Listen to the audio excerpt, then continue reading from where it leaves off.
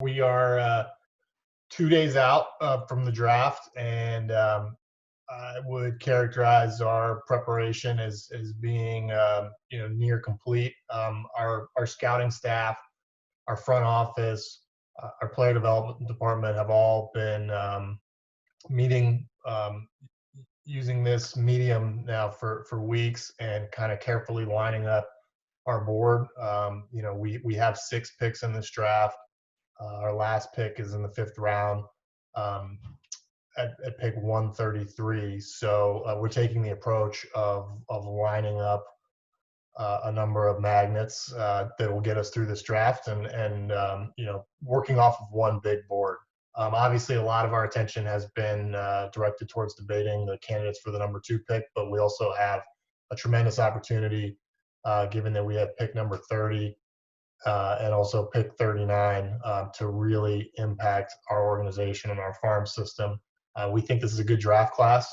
The abrupt end of the baseball season this spring has definitely made the scouting process different. I think it will, affect the nature of the draft a little bit, but certainly has not prevented us from making quality evaluations of these players and having enough players at each pick to get us through the rounds. And really, I think we could keep going even given the circumstances. So we're excited to get going and wait and see what happens. And with that, I'll open up to questions. All right, thanks, Mike. We'll start with Rock Kabako, MASNsports.com, followed by John Mioli. Rock, you're up. Hey, Mike. First of all, how close do you think you guys are to making that final decision, obviously depending on what the Tigers do? And what have been some of the bigger challenges that you guys have faced under these unprecedented times? Yeah, we have not made up our mind about our top 2 players on the board, so to speak, in preparation for the 2nd pick. We have choices that we like, and we're trying to pick between players that we like, and that's that's a good thing and the most important thing. But we have not made a decision yet as to how we're going to finalize that grouping, and we may not until the day of the draft, when all the info for the whole draft is available, including signability information. There is still medical information trickling in, even at this stage. And, I think we're still actively discussing 5 players for that pick. I think there are some that are more likely than others at this point, but we are keeping alive 5 possibilities right now at this point in time. In terms of the challenges we've faced, it's gone very smoothly. Our analytics team did a great job of building a virtual draft board very quickly, and it's really nice. We can drag magnets around. Everyone can see it on their computer screen who has access. It's really easy to use. You can click through and have all of the player info and video that you want right there. And honestly, I think it's something that we're going to keep using. We may be done with physical magnets even when we get back to normal. It has been a little more tiring, I think, for all of us to conduct these meetings over the phone and over video. Usually a draft room, it's a really energetic, fun experience. And we're not getting that this year, which is a shame, but it hasn't stopped us from being productive at all. And I really give a lot of credit to Brad Seelick and the way he's managing these meetings over video and the energy level he's keeping up. Next up, John Mioli, followed by Dan Connolly. John Mioli, Baltimore Sun, you're up. Thanks, Jim. Mike, is there one overriding trait that you're looking for with that 2nd pick to say we need to come away with this if we have such a premium opportunity to add a player? we want to do well with the pick. The baseball draft, even when you're picking high, there are no guarantees, and the odds of your pick returning almost no value are enough that you need to consider that possibility. So we don't even high in the draft, we don't think too much about positional need or context like that. We're trying to make the best investment that we can, and you can only pick amongst what the draft is offering you that year, and it's different at the top of the draft every year. Last year we took a plus defensive catcher with our first pick, and that's just not available every year. So there are really good players and really good talents this year, and we're going to make a good pick, but we're treating these guys as individuals and comparing them one against the other. Next up, Dan Connolly, The Athletic, followed by Joe Trezza. Dan, you're up. Thanks, Jim. Hey, Mike, when we look at your draft history, obviously we go back to the Correa underslot as, a kind of indicative of what you did there and how successful it was. How much are you considering underslot here at number 2? And also, how much more difficult or is it easier to do that with limited numbers of choices? Like, does this make this more difficult or less difficult to go underslot with only 6 picks? I think that this short draft will constrain your ability to spread bonus pool money around, or at least the opportunity to do so. If a team does sign their first pick for less than slot, they're going to be under more pressure to apply that savings in the first few rounds. Whereas in a normal draft, you can, if you don't, sign one player with all of that money with an early pick, you can kind of gradually spread it out over the rest of the draft. Also, the pools themselves are just smaller, so it's just less money. So that is something that we're having to think about. But that said, even in the Astros Carlos Correa example, we feel it's important that if you're taking a guy with the high pick, that he's your favorite guy. And it's nice when the stars align like they did in that instance. And I think as it turned out there, the club was right with its evaluation. So we're focusing on taking the guy that we feel is the best player for us, the best investment, and we will listen to and consider signability factors, but it's important that we maximize our draft class, and getting that first pick right is the most important part of that.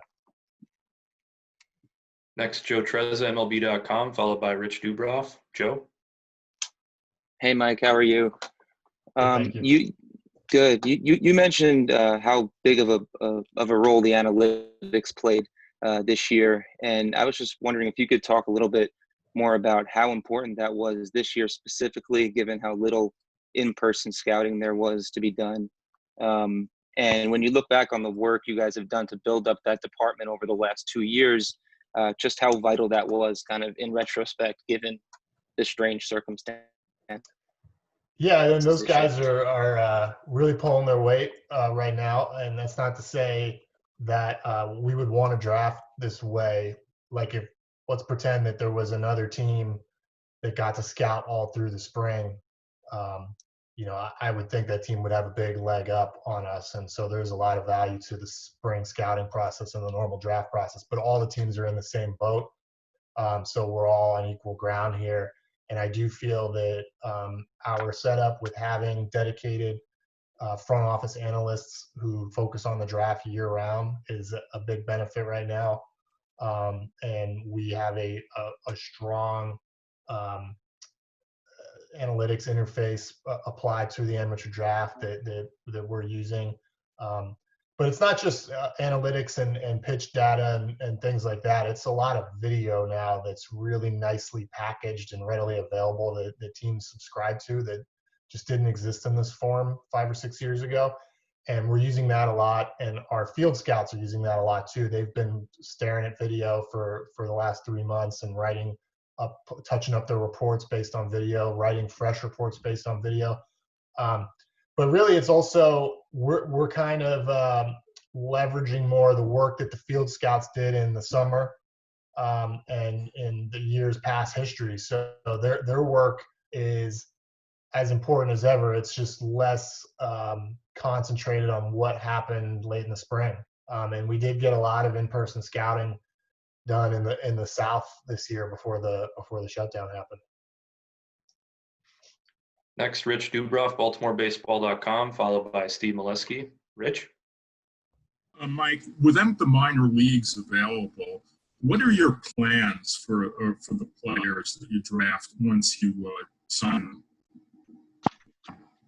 I don't know, and you know, it's a little weird, and like everything is this year, and you know, it's certainly not ideal. I think that as we get more concrete information from major and minor league baseball about what their respective seasons are going to look like, how they're going to be structured, what roster rules may be, we will consider opportunities to get a player or players from this draft professional repetitions in our environment if those opportunities present themselves. But we don't know yet. But I really hope so. I really hope that we can get not only these draft picks, but our minor leaguers out doing something at some point. And, you know, we're all waiting with a lot of anxiousness for that opportunity to present itself.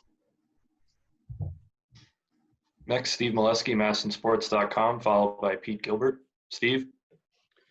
Mike, following up on that last question a little bit, how does having only 5 rounds coupled with the potential to not have a minor league season impact the Orioles' rebuilding efforts?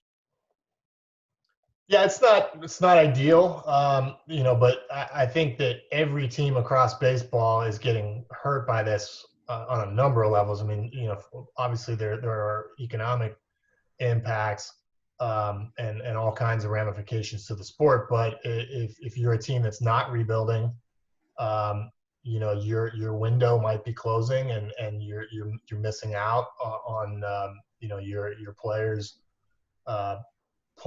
maximizing their playing time during this competitive window. But for a team that's rebuilding like ours, yeah, the repetitions at the minor and major league level for our young players, the major league level, that's development that's not occurring. I said before, the only consolation is that every team is in the same boat.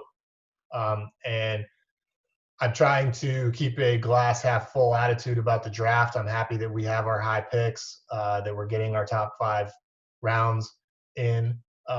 But it does, you know, it's not fun that we can't continue to add players to the system beyond the 5th round. We feel like we're good at picking late. And you know, last year we took a lot of really good pitchers on the 2nd day of the draft and really bolstered our system. And you saw that they pitched well in Aberdeen. So we're just not getting all that. We're going to try to sign as many kids as we can after the draft. I don't know what that number is going to be. I don't know how these kids are going to make their decisions. Nobody really knows how that's going to go. And that process won't start until 2 days after the draft is over. So we're not going to know for a while. But we're content with the fact that we're getting our 5 rounds in, and we're going to do as best we can. Next is Pete Gilbert, WBAL TV, followed by Paul Mancano. Pete? Hey, Mike. Yeah, you know, we're still dealing with the pandemic, and every city in the country has protests going on about police brutality. So that's the backdrop. And professionally for you, you've got this draft in the middle of a rebuild where instead of having about 40 picks, you have 6. The weight of all that, how are you personally handling it and dealing with it and trying to stay focused with so much going on? Well, I you know, I have nothing to complain about personally. You know, we've stayed healthy so far, our family. So we're grateful and thankful and blessed about that. And you know, it's tough to watch everything that is happening this year. This is a horrible year so far, and I hope that we can change the story of this year before it's over. And I hope that baseball is a big part of that coming back. I really do. So It's good that the draft has given us something to really focus on as a baseball operations department. When that's over, we'll be focused on signing these players and getting them to where they need to go, or whatever that looks like. That's where our mind's at right now. Quick reminder to everybody, if you have a question, please enter your name and affiliation into the chat box. Next up will be Paul Mancano, MASN All Access, followed by Stan Charles. Paul? Hey, Mike. I know there's been a lot of speculation about the the draft being a little bit more college heavy, perhaps, than previous years because of the lack of information and lack of games for the high school guys this past spring. Do you see that being the case, especially in the first round and near where you guys pick at number 2, being more college heavy? I don't think that would necessarily apply to the first round because the first round players, even the high school ones, there's a lot more comfort and track record laid down over a couple of years, and I think teams are confident to rely on that work with those players. I do think that, and this is just my opinion, some people have the opposite opinion, but that we may see a higher or a gravitation towards college players in the later rounds of this draft, just by the nature of it and also with the smaller bonus pools. But we'll see. Next, Stan Charles, Press Box Online, followed by Dan Connolly. Stan? Hey, Mike. In looking at this draft, after Lacey and Hancock, it seemed like the next several pitchers are all high school pitchers to me. Are you confident that there are some more college-ready pitchers at 30 and 39? Is the pool fairly deep there? Yeah, I wouldn't say it's like a crazy amount. I'd say it's about an average amount right now that looks like they might, in terms of college pitchers, that might fit for us with those picks in the 30s. We've also got some high school kids, both positionally and pitcher wise, and we've got a lot of college bats there. So I don't know what the demographic is going to be in the 30s, but there definitely are some college pitchers that we like that if they're there and they're the best on the board, we'll take them. Next, Dan Connolly, The Athletic, followed by Mark Viviano. Dan? Mike, to go off topic just a little bit, every time we've done this, you talked about your optimism and having an optimistic attitude towards there being Major League Baseball this year. We're June 8th. Obviously, we're not going to see a July 1st, beginning of Major League Baseball. What is your optimism level right now, and how do you kind of deal with that going forward? I think we're going to play. I don't know what the length and structure of the season is going to be. That's really hard to predict right now with the discussions that are ongoing. But I'm very confident that we're going to play. Next, Mark Viviano, WJZ, followed by John Mioli. Mark? Hey, Mike, you mentioned that the club, you feel like you guys draft well in later rounds, and obviously that's not available this year, and you don't know how guys are going to react. Is there sort of a recruiting process that goes on now, and can you start that? Can you be contacting kids? And what are you selling to get some of these guys to sign who might be on the fence about whether they want to do it? Yeah, absolutely. The league has mandated that there be a quiet period until 2 days after the draft is over. And at that point in time, the recruiting process for undrafted players can and will begin. And we're totally prepared for that. We've got recruiting materials prepared in terms of video, and then also written materials about the opportunity that exists in our system. We want to wait and let the draft happen first and see who gets drafted and who doesn't. But we've had relationships that we've been building with these kids as a amateur scouting department, and also our player development department is involved in those efforts as well. And we think that this is a terrific place to come sign if you're an undrafted free agent for a number of reasons. We're on the cutting edge of player development. We have a lot of track record and success with player development. We saw a big step forward from our players last year using these results. We've got more on the horizon in terms of things that we're going to be introducing, and maybe even beyond that. We're rebuilding, and this is a rebuild that's focused on homegrown players and a homegrown pipeline and a strategy that will be reliant on internally grown players. And so the opportunity to not only get better, but actually play for the major league team and graduate to the big leagues and play for the Orioles is much greater here than it would be at a club that's not undergoing that strategy or just generally speaking relies on more of a free agency big free agent operating model. So I think this is the place to be, and a club like us is the place to be, if you're a player and you want to make the big leagues. Next up, John Mioli, Baltimore Sun, followed by Paul Mancano. John, you're up. Mike, when you mentioned talking about the second pick, that the first priority is getting it right, how do you weigh a player who might do a lot of things well versus those that you view might do something at an elite level? Is one of those more important than the other to you guys at those high picks?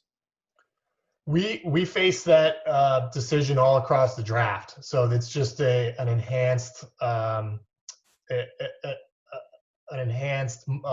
magnified microcosm of scouting in general. And it's scouting is how do you compare a college junior that has 4 average pitches and can start versus a high school player with no defensive value but tremendous power and a great bat. I mean, it's about as apples to oranges as you can get, but we have to do that in the draft. And we have and continue to develop, and we have developed and continue to develop ways of doing that as scientifically as possible, and combining the art of the subjective evaluation with whatever objective information is available to us about the player's skills, but also the history of the draft and what the draft tells you about players. And so call that what you want, a draft model or whatever, but we try to be as scientific as possible when we make those comparisons. But it's tough. It's not easy to do, to weigh how players are going to arrive at value so differently, and what which one's a better investment. Next up, Paul Mancano, MASN All Access. Paul. Mike, last year you talked a lot about Adley's leadership after he was taken with the first overall pick, and his off-the-field qualities. How important are those qualities for the second overall pick this year? And how do you get a sense of who these guys are off the field in a scenario like this, where you obviously can't send scouts to see them play and they're at home? Yeah, it's really important with the high picks. The other than health, I think that's the biggest area that causes a high pick to fail, because these guys are all so talented to even be considered that high. So it's often the intangible things that separate themselves from one another. And we put a lot of work into it. We had met with the candidates in person this winter. I did personally, and there are others that we did not, that we've met over Zoom. So, and that worked pretty well. So there's a lot of background that goes into it other than meetings. The scouts do a ton of background work. We talk to people around the program, the coaches, the strength coaches, the guy in our minor league system that used to play there, just everyone. You end up getting a pretty clear picture. And in my experience, it jives with the reality more often than not when you do your work. Next up, Pete Gilbert, WBAL, followed by Mark Viviano, WJZ. Pete. Hey, Mike, and as the Orioles put out a really passionate and thoughtful statement about what is going on in terms of the protesting for police brutality, and I mean, your job there is to build the roster, but you're also a visible leader for the organization. Do you think there will be a role for you in that part of it going forward for the organization, or is that something you want to do? Yeah, the organization put out some good statements. We're all pulling together to do whatever part that's available to us in making the world better. I think baseball and baseball teams and sports teams have a role in that, and kind of a pretty big role, and we're all united in doing that in whatever way that we can. Next up, Mark Viviano, WJZ. Mark? Yeah, Mike, you guys and your staff, you guys obviously put a great deal of time and effort into this. And for obvious reasons, the NFL draft, even the NBA draft, they have a higher profile because these guys are more immediately impacting their clubs. Because you're invested in baseball and maybe hoping for the best for baseball, how does it become a higher profile draft? I know it's grown over the past couple of years with MLB Network showing it. How do you see it growing to be more of an event like the other sports happen to enjoy? I think it's really on the right track for that. And obviously until, this strange situation happened, but, with the advancements we were making with the broadcast of the draft, the move that was supposed to happen this year to get it to Omaha, the more general awareness of minor league prospects, prospect lists, the video that's available now of highlights of guys in the minor leagues, how easily you can look up stats. I think that has raised awareness of, even though these players take a few years to reach the major leagues, to how valuable they are to an organization's future. It felt to me like, the draft, at least, ever since I've been involved with it, every year it seems to garner a little bit more interest and attention from the average fans. And I think that the access to the info that the internet provides and that social media provides towards what these players do when they're amateurs and minor leaguers is the biggest part of that, but also the efforts that the league has been making to increase the platform of the draft itself. Next up, Stan Charles, PressBoxOnline.com. Stan? Mike, I'm just curious how you gauge what the Tigers are doing at number one. And are you of a mindset that that's a lock that they're going to take the guy that everybody thinks is going to go 1A? We don't know yet. I'll probably get that info pretty clearly sometime the afternoon before the draft. That usually when the same player is pegged to the same team, number one at the same list over and over and over, there's an outcome that I think tends to happen. So, I think we're preparing for all possibilities. The level of mystery surrounding that pick this year seems lower than average.